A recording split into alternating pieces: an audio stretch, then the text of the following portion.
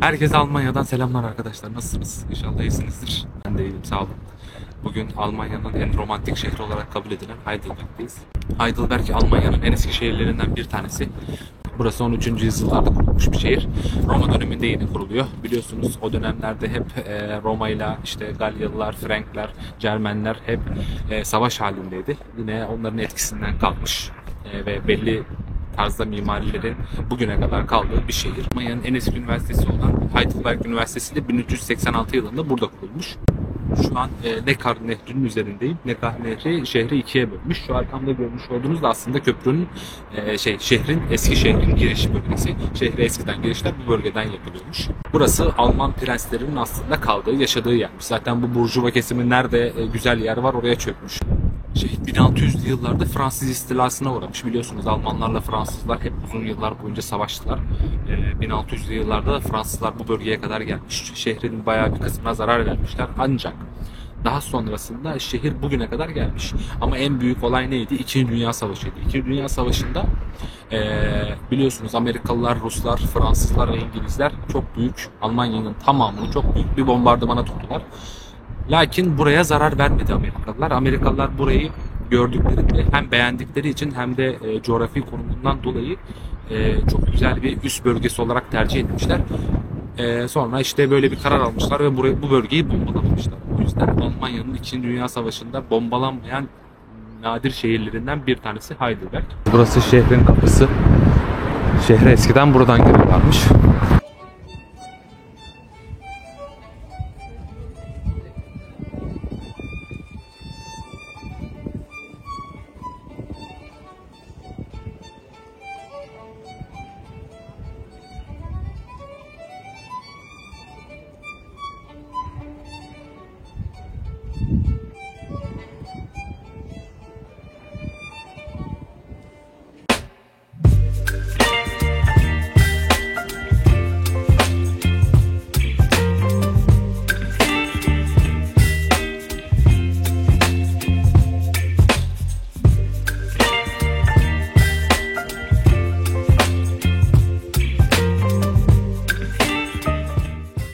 Şimdi kaleye doğru biraz çıkalım.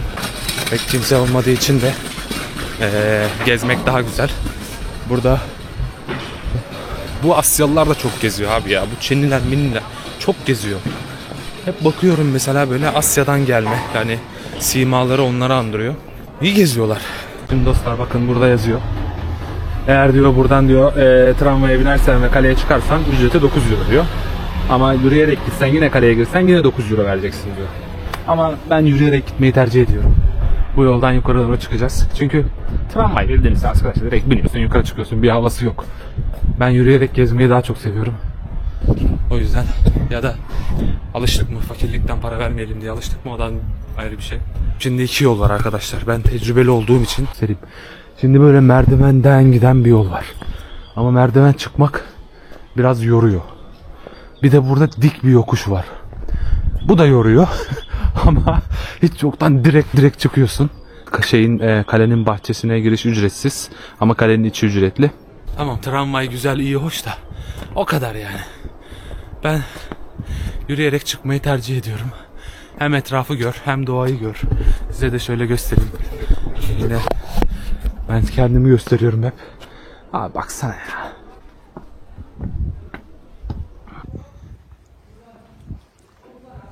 Kalenin bu kısmına girdik.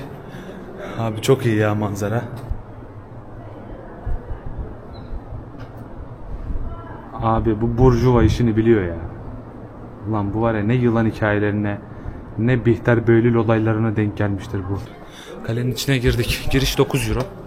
Bu 9 euro ile dediğim gibi tramvayla da çıkabilirsiniz. Aşağıda inebilirsiniz.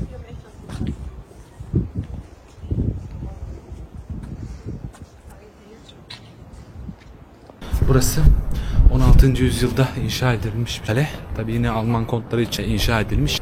Şimdi sabah saatlerinde geldiğim için böyle çok fazla kalabalık değil, çok daha iyi benim için. Hem benim için iyi hem sizin için iyi. Böyle yoksa kalabalık olduğu zaman gerçekten böyle yerleri çekilmiyor. Hem video olarak çekilmiyor hem normal çekilmiyor. Şurası arkadaşlar, bakın şehre şu iki tane beyaz kule şurada görülüyor zaten. Bu köprü Kral Teodor Köprüsü ve şehre giriş bu bölgedendi. Kapı orasıydı ve Eskişehir dediği bölge burası. Diğer ileriki taraflarsa yeni yerleşim yerleri.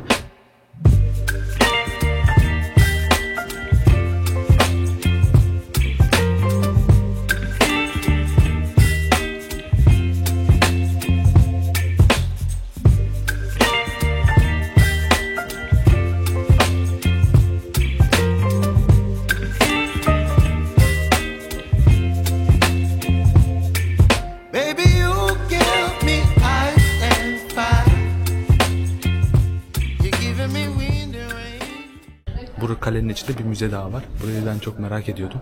Hem de size de göstermek istiyordum. Alman Ecza Müzesi. Şöyle içeriye doğru girelim. Alo. Size biraz ilk önce bunun tarihinden biraz bahsedeyim ki çünkü bir şeye baktığınız zaman aslında çok bir şey anlaşılmıyor. Mesela bugün İstanbul'da Ayasofya'ya gitseniz ama Ayasofya'nın tarihini bilmeseniz size çok bir anlam ifade etmiyor. Ama yaşanan olayları, tarihi biraz araştırdıktan sonra içeriye girip o ambiyansı yaşasanız çok farklı şeyler hissediyorsunuz. Şimdi tabii ki eskiden Orta Çağ'da insanlar maalesef bu kadar ilaç sanayisi gelişmediği için tedavi süreçleri çok ağır oluyordu. İnsanlar ameliyat olurlarken hep uyuşturucu, işte sarhoş edici şeyler, alkol gibi şeyler kullanıyorlardı. Ancak ameliyat esnasında düşünsenize bacağı kesilmesi gereken birisi alkol alsa ne olur? O narkoz etkisini hissetmediği için o acıyı tekrar yine hissediyordu. O zamanlarda mesela şöyle bir şey yoktu. Ya grip oldum, soğuk algınlığım var ya da dişim ağrıyor, gideyim şey yapayım, bir ilaç alayım, bir hap atayım gibi bir durum yoktu. Maalesef bu acıyı çekerek yaşadı insanlar. Diyelim ki işte bir yerden duydunuz, diyorsunuz ki işte ben kekiği alırsam, işte şuradan şu otu alırsam, bunu alıp karıştırırsam, içine şunları atarsam, içersem ağrılarım gidecek. Eğer bunu derseniz o zamanlarda yani papazlar tarafından, kiliseler tarafından cadı ilan edilme oranınız çok yüksekti. Ki böyle cadı olarak ilan ettirilip ayaklarına taşlar bağlanıp nehrin dibine atılan birçok, özellikle kadınlardan birçok insan var.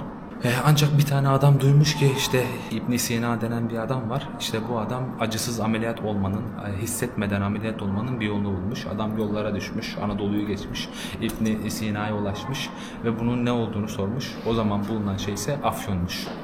Sonra biraz daha araştırdım, baktım ki ortalama insan yaşı Orta Çağ'da 30 yılmış. Çok garip yani, insanlar gencecik yaşta ölüyormuş. Tabii ki sadece hastalıktan değil, o dönemlerde savaş, soykırım gibi şeyler daha fazlaydı. Her gün bir yerde savaş çıkıyordu. Şimdi tabii her yerde var da o zamanlar daha farklıydı. Tabii bunun sebebi sadece bu savaşlar değildi, hastalıklardaydı. Özellikle gelişmiş toplumlarda dahi tuvalet alışkanlığı maalesef toplu alanlarda yapılıyordu. Zaten Instagram'da falan denk gelmişsinizdir, hani Roma döneminde. Orayı şimdi göstermek istemiyorum, çok hoş bir görüntü değil. İnsanlar mesela toplu alanlarda tuvaletlerini yapıyordu. Düşünsenize, bütün hastalıkları aynı alanda bulunduruyorlar ve kanalizasyon sistemi de çok gelişmediği için maalesef hastalıklar çok daha fazla hızlı yayılıyordu. Bu yüzden ölen insan sayısı da çok fazla. Yapılan araştırmaya göre sadece kanalizasyonların geliştirilmesiyle insanların ortalama 15-20 yıl ömrü uzamış. Şimdi buraya da böyle bir müze yapmışlar. Burada işte o dönemlerde kullanılan aletler vesaire var. Hani böyle anlatmak istiyorum ki daha iyi anlayabilelim. Ben de daha iyi anlayayım, siz de daha iyi aktarabileyim. Yoksa sadece buradaki aletlere bakıp bu penseymiş, şu bıçakmış demek bir mantıklı değil. O zamanda yaşadığınızı düşünüp o zamana göre yorum yaparsanız sizde etkisinin daha farklı olacağını düşünüyorum. Ben şahsen öyle yapıyorum. Burası şu görmüş olduğunuz çanta ilk yardım çantası. Orta Çağ'da insanlar bunu kullanıyorlarmış. Bakın şurada yıl yazıyor, 1640. Burada işte kan almak için kullanılan şeyler varmış. Bunlar kaşıklar, işte makas, bıçak gibi şeyler neşter olarak kullanılmış. Üstümüze kilitlemişler hani bir şey almadan çıkmayalım diye. Ama çıkalım abi. Burası da kalenin bahçe kısmı. Schlossgarten diye geçiyor. Buraya çıkmak ücretsiz. Buraya çıkıp buradan şehri şu manzarada izleyebilirsiniz.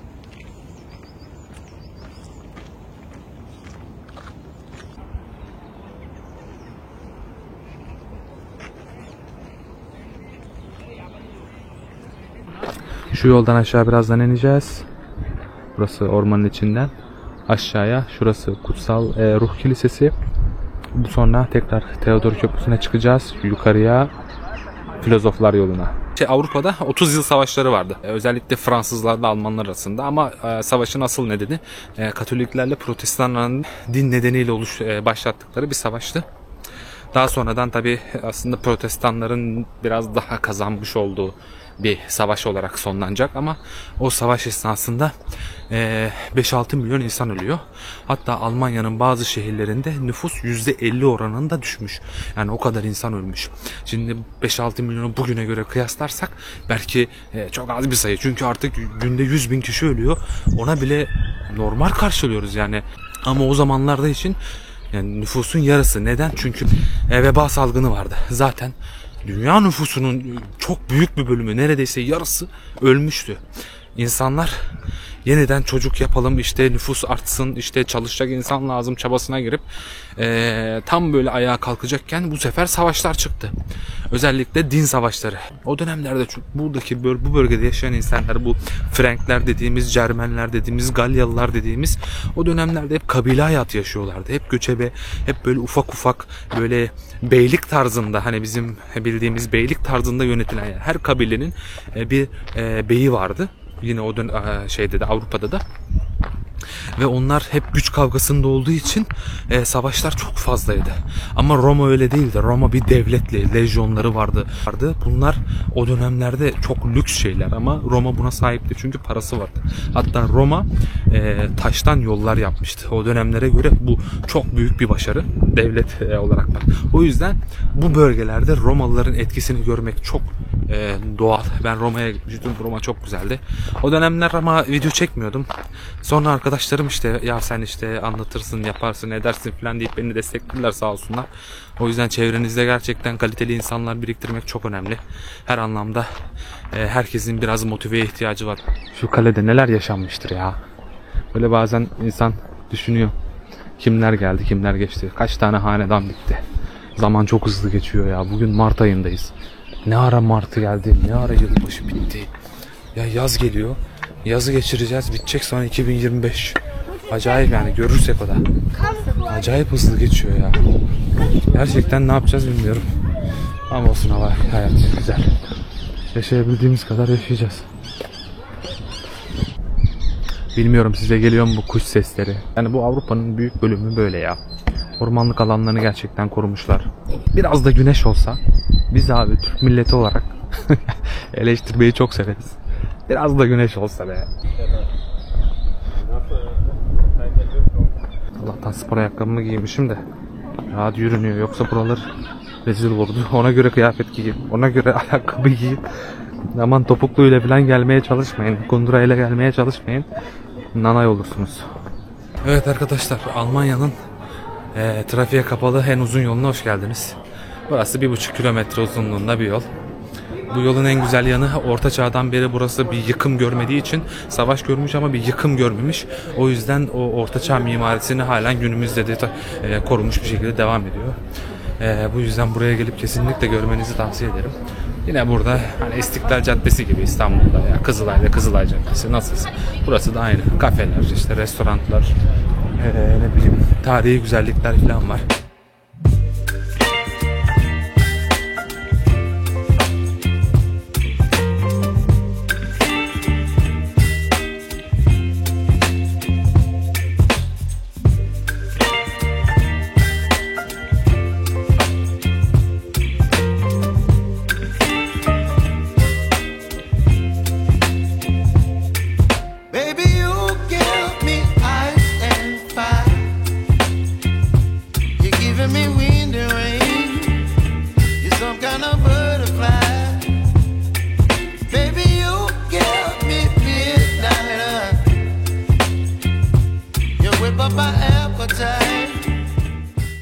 Burada böyle güzel bir kafe buldum. Kafenin içinde birçok çeşit şey var. Bazıları jelatinli, onları sordum. Eğer dikkat ediyorsanız. Ben bunu tercih ettim. Pralinen torta. Kafeyi tesadüfen gördüm. İçeriği görünce çok güzel bir dizayn etmişler. Biraz etrafı izin alıp çektim ama insanlar oturuyor, o yüzden çekmek istemedim. Kafenin ismi Schaffhäutel. Burada zaten fiyatlar yazıyor. Ben bir americano söyledim. O işte ortalama fiyatlar 2 euro, 3 euro, 4 euro. Siparişimiz geldi. Bu Pirelli'nin işte içinde çikolata ağırlıklı olan hani biraz sütlü çikolata, biraz bitter çikolata, işte farklı çikolata çeşitlerinden hazırlanmış bir pasta. Bu da bildiğimiz americano.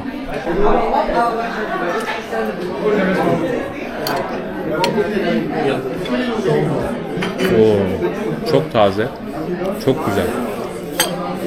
Gerçekten çok taze yapmışlar, çok belli. Ben buna bir tane daha alayım. Tam böyle tadını anlamadım. Yemin ederim çok iyi ya. Bundan ama bir tane yetmez. 3-4 tane gider. Allah, tabağı bile yaladım ya. Kek 5 euro 40 cent. Espresso gayet de iyi. Bence normal bir fiyat. Burada kekler var. Eğer burada yerseniz 5 euro, alıp götürürseniz 3,70. Kesinlikle ideal bir fiyat.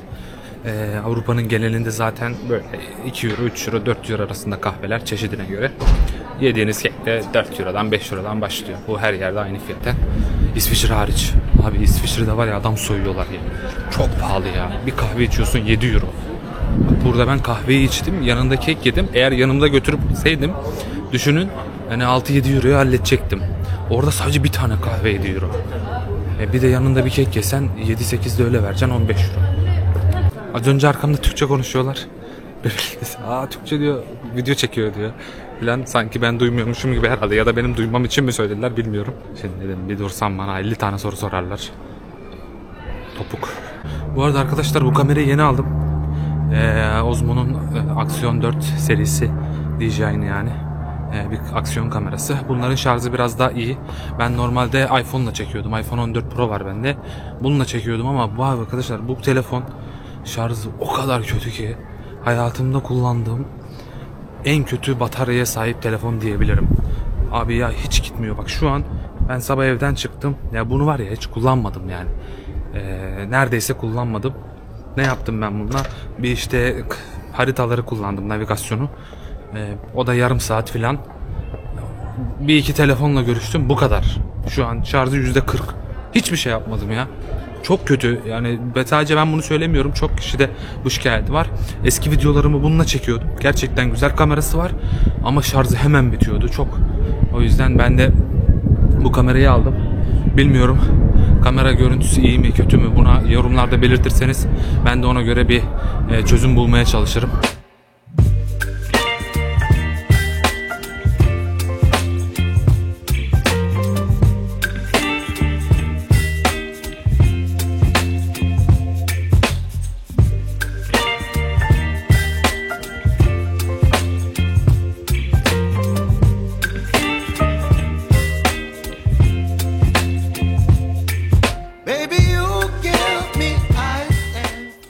Burası Kutsal Ruh Kilisesi arkadaşlar. İlk önce kutsal ruhun ne olduğunu bilmek lazım. Hani Hristiyanlarda hep filmlerde söylerler ya, işte Baba, Oğul ve Kutsal Ruh adına diye.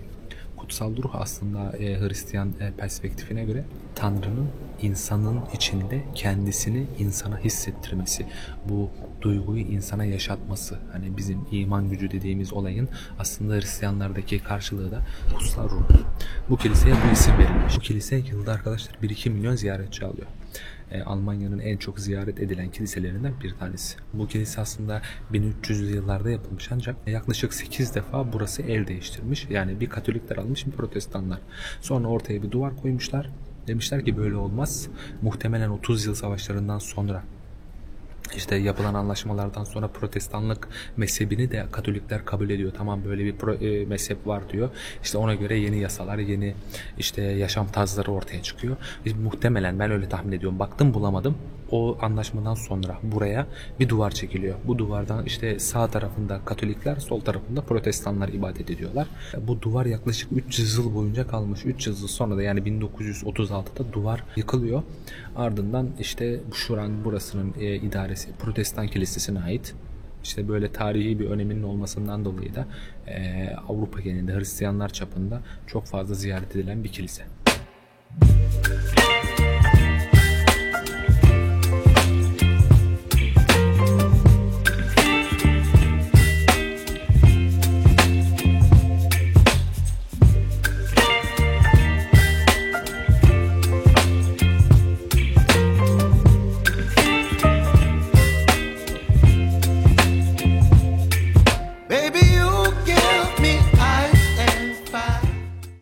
Burası da Karl Theodor Köprüsü. Bu köprü işte şehri ikiye ayırıyor. Burası da Neckar Nehri. Şimdi ise şuradan yoldan çıkıp yukarıya şeye çıkacağız. Yani çıkabilirsek filozoflar yolu. Oğlum o yolda zaten adam filozof olur lan, şuraya bak. Kaç kilometre orası bilmiyorum. Biraz efor istiyorum. Kahvemizi içtik, kekimizi yedik. Şimdi onları eritme zamanı.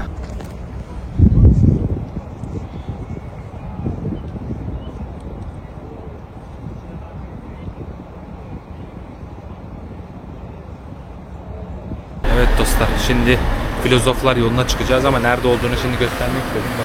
Karl Theodor Köprüsü. Buradan geliyorsunuz, işte şu yoldan geldik ve burada direkt zaten görüyorsunuz yolu da şurada yazıyor. Yılanlı yol diye. Burada diyor işte pek alışılmadık merdivenler olduğu için kondisyon ve dikkat gerektiriyormuş. Şimdi biz yürümeye başlayalım.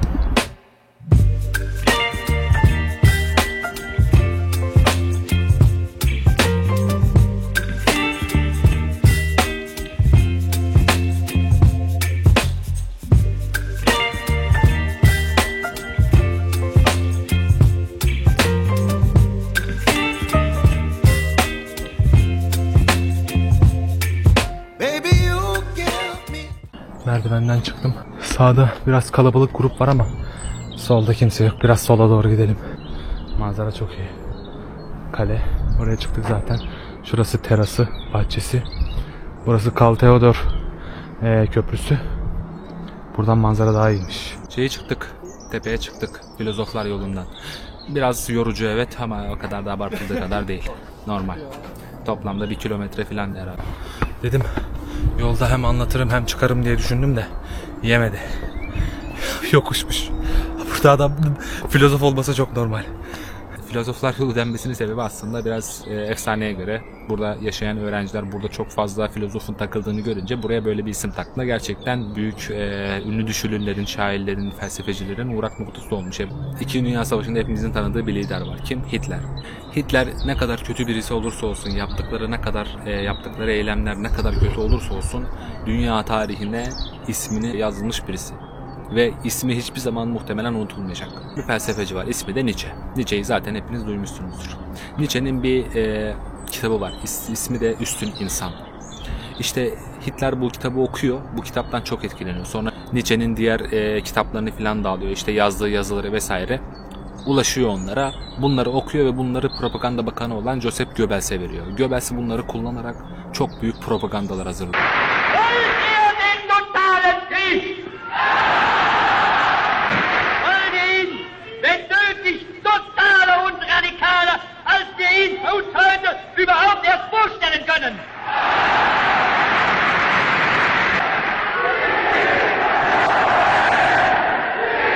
İşte üstün insan bencildir, üstün insan işte kendi eksiklerini bulup kendini mükemmelliğe tamamlayandır. Kendi yolunda gider, başkalarının kölesi olmaz, acı çekmekten çekinmez, her zaman tehlikeli yaşar.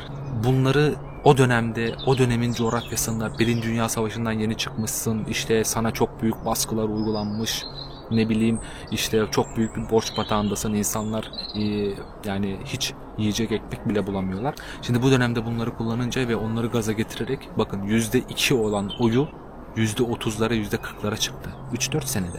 Tabii bunda başka etmenler daha var ama burada demek istediğim şey adam felsefeyi kullanarak, o dönemin şartlarına uygun kullanarak nasıl etkilemiş. Evet dostlar, bir videonun daha sonuna geldik. Şöyle güzel manzarada hazır çıkmışken size veda etmek istedim. Elimden geldiğince anlatmaya çalıştım. Hem bir şeyler göstermişimdir hem inşallah bir şeyler de anlatabilmişimdir. Nasip olursa 1-2 hafta sonra da İsviçre'ye gideceğim.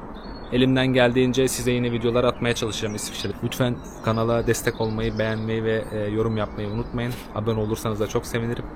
İsviçre'de görüşmek üzere, hoşçakalın.